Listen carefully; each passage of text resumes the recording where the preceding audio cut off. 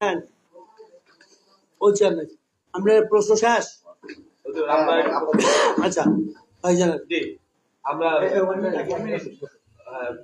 আমার প্রধান এজেন্ট আমার নির্বাচনের জাতীয় সংসদ নির্বাচনে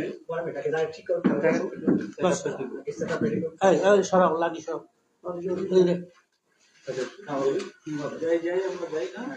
জাতীয় সংসদ নির্বাচনে ঢাকা চাই আপনার অবস্থান।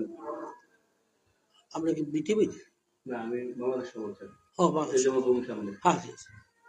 আপনার প্রশ্নটা সুন্দরভাবে বলেন একটু। কালকে যে আগামীকালকে যে নির্বাচন অনুষ্ঠিত হবে এই নির্বাচনে আপনার ঢাকা চারের অবস্থান। সুন্দর প্রশ্ন করছেন আমার ভাই।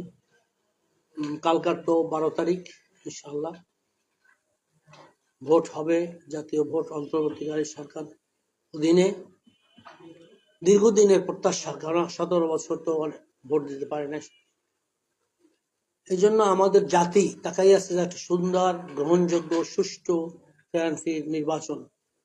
এটা আন্তর্জাতিক মহলও চায়, আমরাও চাই, প্রত্যেকটা নাগরিক চায় যে তার ভোটাধিকার সে প্রয়োগ করবে। এই জন্য কালকার যে পরিবেশ, আমি এখন সেই বিকাল 2টা থেকে নামছি, এই আসলাম, সমস্ত সবগুলো ঘুরছি, গলি গলি সেন্টার গুলো ঘুরছি। তাতে কিছু সেন্টার ঝুঁকিপূর্ণ দেখা যায় খুবই, এবং অলরেডি আমরা কালো মানি, যেটাকে ব্ল্যাক মানি বলা হয়, এবং মাসেলের এইটা চলতে আছে। এটা আমরা দেখলাম যে শ্যামপুর ওদিকে আপনার 53-তে এবং 54, 58, 60 ওয়ার্ড তো আগে ছিল 7টা, আপনারা জানেন, এখন 9টা। আচ্ছা, এটা কারা বা কোনো ইয়ের মাধ্যমে দিচ্ছে? আমি কারোর নাম বলবো না, কারণ নাম বলাটা ঠিক হবে না। এটা আপনারা অনুসন্ধান করেন কোথায় কি হইতেছে, কারণ নাম বলতে এই জন্য চাই না যে কোনো ঝগড়া ফাসাদ আমি আপনাকে যদি করি তাহলে আমার কেউ করবে। আমরা শান্তিপূর্ণ সহাবস্থান করে করতে চাই, ভ্রাতৃত্বপূর্ণ এবং বন্ধুত্বপূর্ণভাবে নির্বাচনটা হোক। কারণ আমি আমার আদর্শ আপনারা জানেন যে আমরা ইসলামী আইন, কোরআন, হাদিস অনুযায়ী শরিয়া যেটা বলছি, আমরা সেখান থেকে পদচ্যুত হই নাই, আমাদের আদর্শ ঠিক আছে। অন্য দলেরা তাদের আদর্শ জলাঞ্জলি দিয়ে তারা ক্ষমতার জন্য, কিন্তু আমরা ক্ষমতার পাগল না। ক্ষমতা দেবে আমার আদর্শ যদি সবাই মেনে নেয়। আর 92% মুসলিম, দ্বিতীয় বৃহত্তম মুসলিম বাংলাদেশ, সেখানে তো আমরা ইসলামী তাহজিব তামাদ্দুনের কথা বলতেই পারি, বলবোই কি। এখানে তো আমরা অন্য সংস্কৃতি অন্য নেবো না। আপনি নেবেন আপনার ফ্যামিলি, আপনার আব্বা আম্মা যারা আছে সবাই তো আল্লাহওয়ালা, দিনদার, প্রত্যেকের ফ্যামিলি দিনদার, সেহেতু সবাই নামাজি। আপনার নির্বাচনী এলাকা ঢাকা চারে কোনো কেন্দ্র ঝুঁকিপূর্ণ মনে করছেন আপনি? হ্যাঁ, কেন্দ্র ঝুঁকিপূর্ণ মনে করছি। ঝুঁকিপূর্ণ কেন্দ্রগুলো কোনগুলো মনে হতে পারে আপনাদের? আমার কাছে আমার প্রধান বলুন নামগুলো। 58 কিছু আছে, ওল সাইডের কিছু অংশ আছে, 47 কিছু অংশ আছে, সব না, কিছু কিছু অংশ এলাকা ভিত্তিক। কেন্দ্রগুলোর নাম কি বলা যাবে? এটা নাম তো এখনই নাই, বলা যাবে এভাবে কিছু ঝুঁকিপূর্ণ আমরা মনে করতেছি। ঢাকা চারে আপনার সমর্থন কেমন? আলহামদুলিল্লাহ, এখানে তো আমরা দেখতেছেন মেইন 3টা রাজনীতি দলই করতেছে, বিএনপি, ইসলামী আন্দোলন বাংলাদেশ এবং জামাত। সেখানে আলহামদুলিল্লাহ একটা জিনিস উন্মোচন হয়ে গেছে, জামাতের ব্যাপারটা তো জাতি ক্লিয়ার, আর এটার ব্যাপারে আমার ব্যাখ্যা দেওয়া উচিত আমাদের সামনে। আর বিএনপির ব্যাপারেও যে এরা তো 3বার সরকারে ছিল, তাদের শাসনও দেখছে এই দেশবাসী, শুধু আমাদের বাকি আছে ইসলাম, যারা আমরা বলি যে ইসলামী তাহজিব তামাদ্দুন, খোলাফায়ে রাশিদিন, রাসূলুল্লাহ সাল্লাল্লাহু আলাইহি ওয়াসাল্লাম আদর্শ, সাহাবাদের আদর্শ নিয়ে আমরা একটা সুন্দর, শান্তিপূর্ণ সহ অবস্থান এবং একটা কল্যাণময় রাষ্ট্র, যেখানে সবাই থাকতে পারে, তার জানমাল ইজ্জত আবরু। জানমাল ইজ্জতের যদি নিরাপত্তা না থাকে তাহলে তো আমরা মানুষের কোনো দাবি নেই। এই যে গুলি করে মারা যাচ্ছে, এই করছে বিভিন্ন ধরনের, আশা করি এখানে আমরা যদি ইসলামী তাহজিব তামাদ্দুন শরিয়া অনুযায়ী দেশ চালাই, এই অকারেন্স, এই মারামারি, কাটাকাটি, খুনাখুনি, ধর্ষণ থাকবে না। বিশেষ করে এখানে শ্যামপুর কদমতলীতে যে জিনিসটা সবচেয়ে বেশি খারাপ, সেটা সন্ত্রাস, দুর্নীতি, টেন্ডারবাজি, চাঁদাবাজি এবং আপনার এখানে ধর্ষণ, মাদক, কিশোর গ্যাং এবং জলাবদ্ধতা। আর গ্যাস তো নাই, গ্যাস তো শেষ।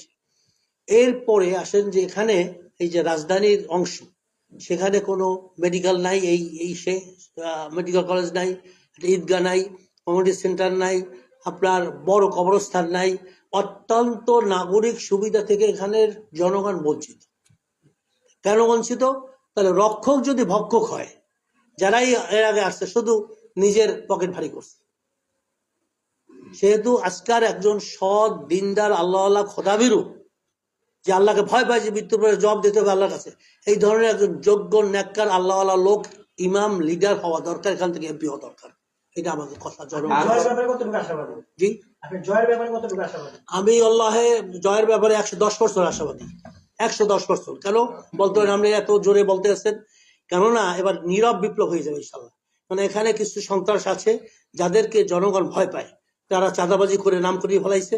এদের প্রকাশ্যে তারা অনেক কিছু বলতেছে। আমাদের বলে হুজুর আমার ব্যাজ দেখবেন, আইসে কোরআন শরীফ ধরে বলছে ব্যাজ দেখবেন অন্য দলের, কিন্তু ভোটটা যাবে হাত পাখায়।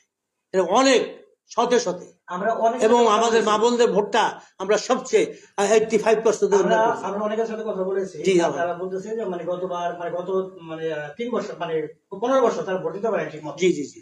এবারে যে নির্বাচনটা কতটুকু ফেয়ার হবে বলে আপনি মনে করেন? আমি তো ফেয়ার হওয়ার আশাবাদী। ফেয়ার হওয়ার জন্য প্রশাসন, আপনারা যারা আছে সেনাবাহিনী, এবার ম্যাজিস্ট্রেট ক্ষমতা তাদের কাছে আছে, আগে ছিল না। তারপরে আপনার বিজিবি, তারপরে পুলিশ, তারপরে আনসার, এই যে আইন শৃঙ্খলা রক্ষাকারী বাহিনী, তারা তাদের ভূমিকা, আমার সাথে যাদের কথা হয়েছে এখন যে সেন্টারগুলো ঘুরে আসলাম, তারা বলছে হুজুর আপনি চিন্তা করবেন না যে এখানে আমরা কোনো সরকারের হানিতে নাই, আমরা ডাইরেক্ট অ্যাকশনে চলে যাবো, কোনো করতে দেবো না, এই ধরনের কথা আমরা আশাবাদী। তারপরেও তো যেখানে মুসা সেখানে ফেরা। তরুণ ও নতুন ভোটারদের ভোট আপনাদের আশা রাখেন কেমন করতে? আলহামদুলিল্লাহ, আলহামদুলিল্লাহ, অনেক অনেক।